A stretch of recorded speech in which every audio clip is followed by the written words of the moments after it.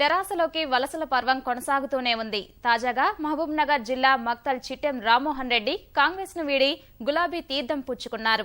ముఖ్యమంత్రి క్యాంపు కార్యాలయంలో మంత్రి లక్ష్మారెడ్డితో కలిసి కేసీఆర్ సమక్షంలో తెరాసలో చేరారు. ముఖ్యమంత్రి చేపడుతున్న అభివృద్ధి సంక్షేమ కార్యక్రమాలకు ఆకర్షితుడై గులాబీ గూటికి చేరినట్లుగా ఆయన వెల్లడించారు. తన సోదరి డీకే అరుణ తెరాసలోకి వస్తుందన్న ఊహాగానాలు అవాస్తవమని స్పష్టం చేశారు. నేతలను ఎలాంటి ప్రలోభాలకు గురి చేయడం లేదన్న మంత్రి లక్ష్మారెడ్డి స్వచ్ఛందంగానే తెరాసలో చేరుతున్నానని వివరించారు.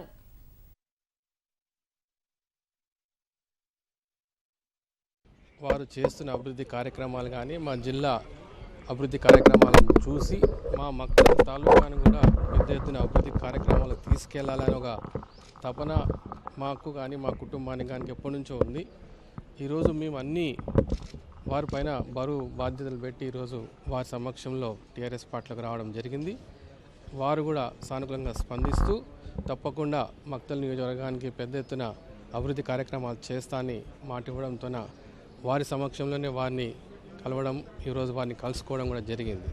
ఆటోమేటిక్గా కేసీఆర్ గారు చేస్తున్న కార్యక్రమాలకు, అవుతున్న డెవలప్మెంట్ కార్యక్రమాలకు మరి వాళ్ళు కూడా దాంట్లో కలిసి పనిచేయాలి, వాళ్ళ ప్రాంతాన్ని ఇంకా అభివృద్ధి చేసుకునే ఆలోచనతో రావడం జరుగుతుంది. దాంట్లో భాగంగా రామ్మోహన్ రెడ్డి గారు రావడం జరిగింది.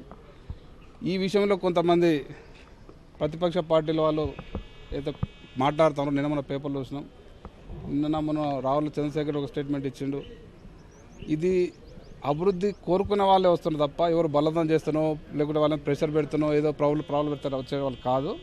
దానికి ఎగ్జాంపుల్ రామ్మోహన్ రెడ్డి గారు.